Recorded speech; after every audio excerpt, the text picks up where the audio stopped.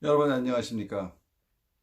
오늘 여러분께 제가 드리고 싶은 말씀은 저 나름대로 수십 년간 갖고 있던 궁금증이 풀렸다는 데서 오는 그 기쁨을 여러분한테 알려드리면서 왜 그런지에 대해서 설명드리고자 합니다. 쉽게 말씀드리면 여러분 스티브 잡스 아시죠?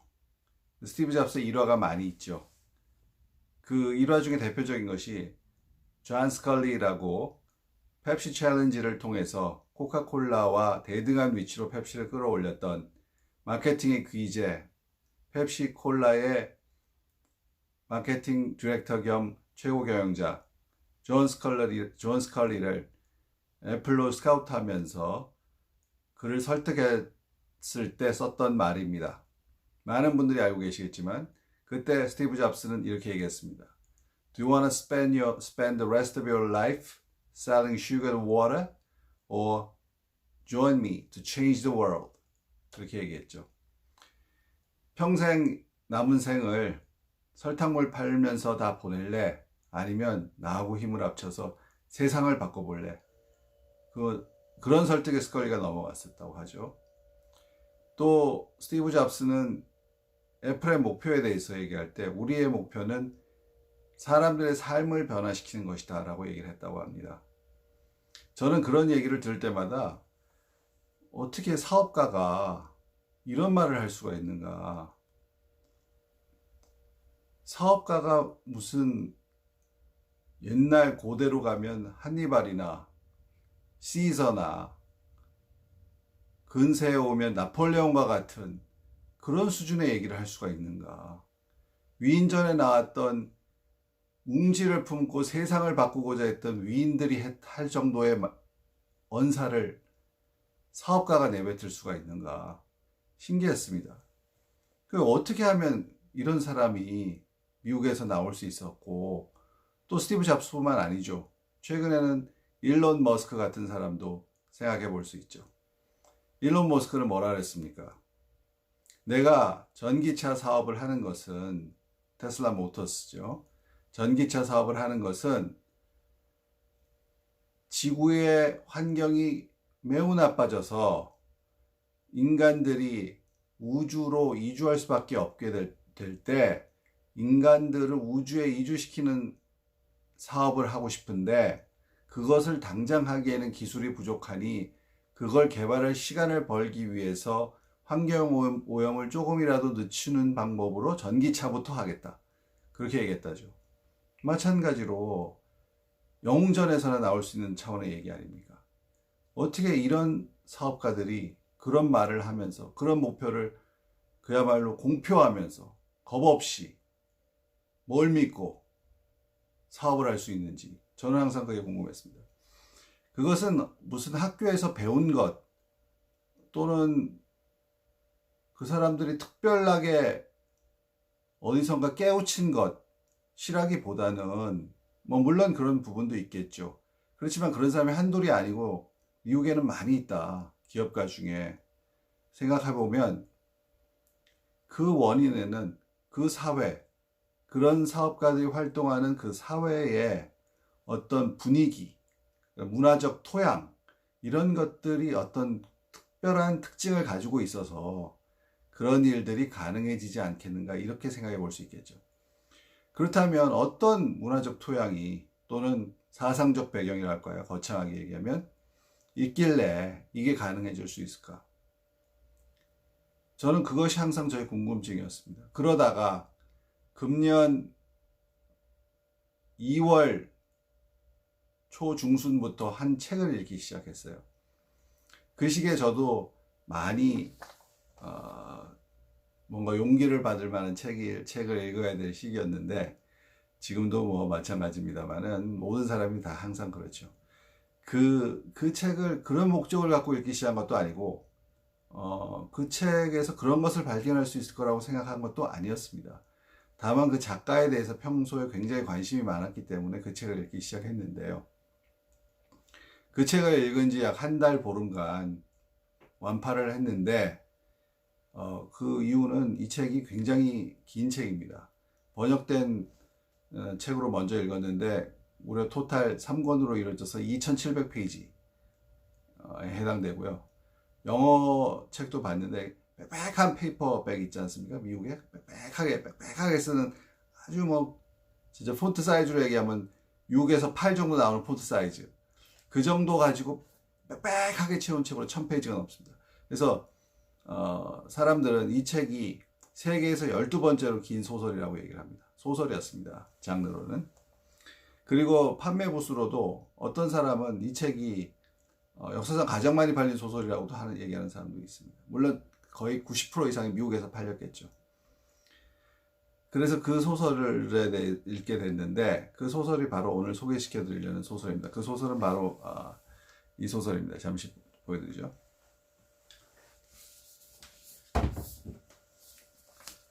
이 소설인데요.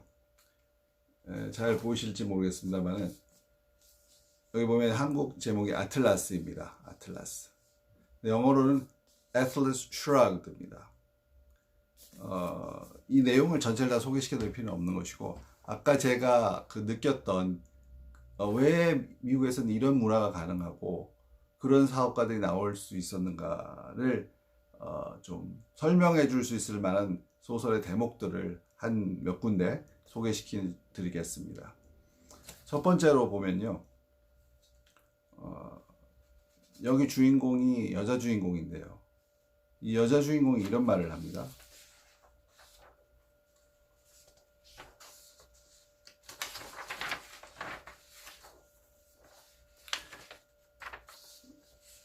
이렇게 얘기를 합니다. 나는 당신이 이것을 알았으면 좋겠어요. 어떤 남자 주인공한테 하는 말입니다. 나는 당신은 이걸 이해했으면 좋겠어요. 나는 내 인생을 하나의 굉장히 단순한 절대적 명제를 가지고 내 인생을 시작했어요. 그것은 무엇이냐면, 이 세상이라는 것은 내가 가지고 있는 가장 높은 가치, 내가 추구하는 가장 높은 목표, 그것을 실현시키기 위해서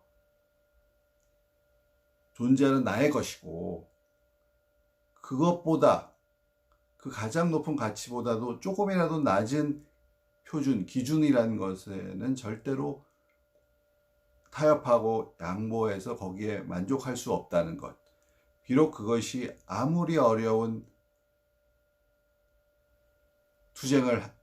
길고 어려운 투쟁을 하여야 한다 하더라도 그렇다. 이런 말을 하죠. 영어로는 이렇게 되어 있습니다. Aloud she said, I want you to know this. I started my life with a single absolute, that the world was mine to shape in the image of my highest values, and never to be given up to a lesser standard, no matter how long or hard the struggle. 이렇게 얘기를 하죠. 이것이 어떤 이 작가가 얘기하고 이 여주인공을 통해서 얘기하고 싶은 얘기인데, 사람은 자기의 갖고 있는 가치와 목표를 달성하기 위해서 절대로 양보하지 말고 그걸 밀어붙여서 끝까지 추구해라. 근데 그 목표는 가장 높이 잡아라. 네가 잡을 수 있는 가장 높은 목표를 잡아라. 네가 생각해낼 수 있는, 너의 이성과 너의 마음이, 정신이 생각해낼 수 있는 가장 높은 목표를 잡아라. 그거를 달성하기 위해서 이 세상을 바꿔나가라. 그 목표에 맞춰서 이 세상을 바꿔나가는 게 네 삶의 목표다. 그거보다 타협하지 마라. 낮은 수준에서 타협하지 마라. 아무리 힘들어도, 아무리 시간이 많이 걸려도. 이런 얘기죠. 우리가 이런 스티브 잡스나 이런 분들의 그 일화를 보면, 보통 사람들 같이 일해서 불가능하다 하는 것도 어떻게든지 하라고 고함을 치고 소리를 지르고, 심지어는 사람을 뭐라 그럴까요? 굉장히 프레셔를 주면서 또 밀어붙일 때가 많죠. 그 양보하지 않습니다. 타협하지 않습니다. 이건 이렇게 해야 된다. 내 목표는 이거다라면 타협하지 않아요. 그냥 자신감을 갖고 확신을 갖고 밀어붙이죠. 바로 이런 자세. 이것에서 저는 통하는 어떤 맥락이 있다, 이렇게 생각을 했고요. 그리고 또 그 말과 비슷한 말입니다. 또 이 여주인공의 말입니다. 나는 한 가지 원칙을 고수할 뿐입니다. 그것은 내 판단을 최우선 한다는 것입니다. 그리고 내 삶, 내 인생이 최고의 가치라는 것이죠. 이런 내 생각은 가장 중요하고 가장 높고 고귀한 생각, 그리고 아마 이 세상의 유일한 선이다 라고까지 얘기합니다. By holding to just one rule, to place nothing about the verdict of my own mind, the knowledge that my life is the highest of values, too high to give up without a fight. 어떤 일이 있어도 아무리 힘든 투쟁을 해도 포기할 수 없는 내 삶은 가장 높은 가치고, 내 삶을 영위하는 데 있어서 나는 나의 판단이 가장 중요하다. 그 다른 누구의 말 또는 어떤 환경적인 요인, 이런 거는 나의 판단 밑에 있다. 이런 확신이죠. 바로 이런 것들이 그 사람들이 그렇게 자신 있게 얘기할 수 있는, 자기가 추구하는 말을, 자기가 이렇게 맞다고 생각하는 거를 끝까지 자신 있게 주장할 수 있는, 확신을 심어줄 수 있는 마인드, 멘탈리티, 그런 것들에 접목되어진 그러한 내용이라고 생각합니다.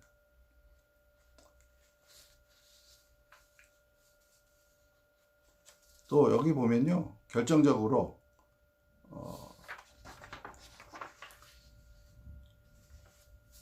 이러한 그 사업가들이야말로 가장 위대한 인간의 전형이라고까지 이 작가가 역시 등장하는 한 주인공의 입을 빌어서 얘기하는 대목이 있습니다. 소개시켜 드리겠습니다.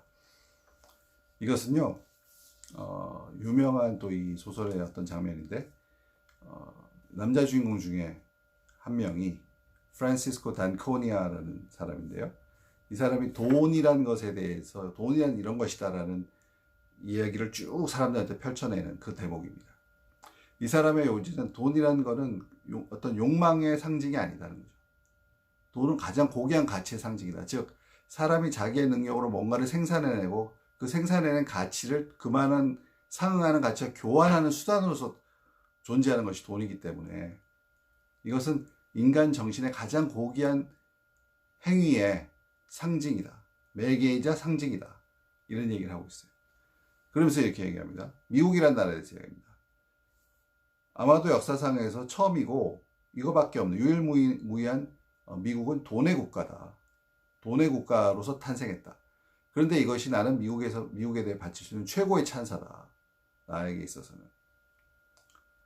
그래서 정복을 통한 부는 이제 더 이상 존재하지 않고 서로 생산을 하고 일을 해서 창출하는 부가 그 자리를 대신하게 됐다. 귀족과 노예가 아니라 부를 진정으로 생산해내는 그런 노동자이고, 그렇기 때문에 가장 높은 수준의, 가장 숭고한 그러한 형태의 사람이 미국에서 등장하게 되는데, 바로 그것이 미국의 자수성가한 기업가다, 이렇게 표현합니다. 여기 보면 미국에는 A Country of Money라고 얘기하고요, 이 미국의 기업가를 이렇게 얘기합니다. The highest type of human being, the self-made man, the American industrialist라고 얘기해요. 그러니까 가장 높은 수준의 인간의 형태, 그것은 곧 자수성가한 사람이고 스스로의 힘으로 생산해서 부를 이룬 사람들이고, 그런 사람들이 바로 미국의 인더스트리얼리스트, 기업가들이다 라고 얘기하죠. 이 소설이 1957년에 쓰여졌으니까요, 굉장히 오래된 소설이죠. 60년도 넘은 소설인데, 이때 아메리칸 인더스트리얼리스트야 뭐 당연히 스티브 잡스 같은 사람은 생각을 못 했겠죠. 뭐 카네기스 멜런스 같은 그런 분들이었을 수도 있죠. 그 전에 존재했던. 하여간 이런 스스로의 힘으로 돈을 만들고, 메이크 머니라는 걸 굉장히 좋은 표현이라고 이 소설을 쓴 얘기예요. 돈을 버는 게 아니라 돈을 만든다고 하는 표현을 아주 좋은 표현이라고 얘기하는데, 부를 만들고, 그래서 자기만의 힘으로 자기의 힘으로 성공해서 돈을 벌어서 크게 성공한 사람들. 그런 사람들이 미국의 기업가고 그런 사람들이야말로 가장 높은 수준의 인간 형태다. 왜 그런가? 왜 가장 높은 수준의 인간 형태인가? 여기서 이런 얘기가 나오거든요. 이건 또 다른 주인공, 이 소설의 최고의 남자 주인공, 가장 주된 남자 역할을 하는 남자 주인공의 말입니다. Productiveness is your acceptance of morality. Productive work is a constant process of acquiring knowledge and shaping matter to fit one's purpose, of translating an idea into physical form, of remaking the world in the image of one's values. 이런 말 하죠. 그러니까 일을 하는 것, 뭔가를 생산해내는 것은 끊임없는 과정이다. 무엇에? 지식을 계속 얻어가면서 그 지식에 따라서 물질을 자신의 목적에 맞춰서 쉐이핑하는 것. 다듬어 나와서 재창출하는 것. 뭔가를 꾸며서 만들어내는 것. 그런 과정이다. productive work, 생산적인 노동이라는 것은. 그렇잖아요. 우리가 그냥 노동이라는 게 남이 시켜서 하는 일, 또는 남이 다 알아놓은 방식에 따라서 그대로 재생하는 일, 이런 일은 productive work라고 이 사람은 얘기 안 하는 거죠. 이 사람이 얘기하는 productive work라는 것은 자기가 지식을 계속 습득해가면서 그 지식을 활용해서 물질을, 이분은, 이 작가는 물질이라는 것 자체의 의미를 두지 않아요. 정신의 의미를 둬요. 정신이 물질을 바꿔서 필요한 어떤 용도를 가진 그런 생산물을 만들어내니까요. 그래서 끊임없이 지식을 축적해서 그 지식을 활용하고 해서 그 물질을 자기가 하고자 하는, 자기가 생각하는 가장 높은 가치의 어떤 목표에 맞게끔 만들어내는 것. 그것이 productive work라고 얘기를 하고, 그렇기 때문에 어떤 아이디어를, 머릿속에 있는 아이디어를 구체적인 물질적인 형상물로 바꿔내는 것이고, 전환시키는 것이고, 그래서 이 세상 전체를 자기의 가치, 자기가 추구하는 어떤 가치와 자기가 생각할 때 필요하다고 생각하는 어떤 목표에 따라서 또 쉐이핑하는 것, 리메이킹하는 것. 이것이 바로 productive work다라고 얘기를 하고 있죠. 그렇기 때문에 이런 일을 하는 사람이 바로 아메리칸 인더스트리얼리스트고 사업가들이다라고 얘기를 합니다. 그래서 이런 정도의 얘기를 하기 때문에 이런 소설을 그 당시 많이 읽고 그런 것들이 체화된, 또 내재화된 국민적 공감대를 만들어서 형성된 어떤 문화적 DNA를 할까요? 어떤 토양, 이런 것들이 쭉 기저에 넓게 퍼지고 깊고 뿌리 깊게 자리 잡았기 때문에 이런 것 속에서 자연스럽게 그런 이 마치 소설에서 얘기하는 것 같은 일을 할 수 있는, 실제로 할 수 있는, 실제로 또 실행해서 성공시킨 그런 기업가들이 과감하게 얘기를 하고 그런 목표를 스스로 공표하면서 성공해내지 않았을까, 이런 생각이 들었습니다. 오늘은 일단 아틀라스 슈라그 중에 첫 번째 편이니까 여기까지 말씀을 드리고, 그러면 이런 어떤 자수성가한 기업가들이 또 어떤 특징들을 가지고 있는가, 과연 이들이 궁금하죠. 과연 이들은 어떤 그 숭고한 가치라고 얘기하는데 그것에는 어떤 과연 물질적인 향유 또는 어떤 쉽게 말해서 럭셔리한 라이프스타일, 이런 것들은 어떻게 추구할까? 과연 이분들이 창출한 부를 자기 소비를 위해서는 어떻게 쓰려고 할까? 이런 것들도 궁금해지고요. 그래서 과연 그렇다면 진짜 스티브 잡스나 이런 사람들은 어떤 삶을 살았나, 이런 것도 한번 살펴보는 것도 재밌을 것 같습니다. 그래서 그런 걸로 그런 얘기로들로 두 번째 시간을 진행하겠습니다. 그럼 오늘 첫 번째 아틀라스 슈라그 첫 번째 얘기를 이것으로 마치겠습니다. 앞으로 이 시리즈는 몇 회 더 지속될 테니까요. 관심 있게 봐주시기 바랍니다. 감사합니다.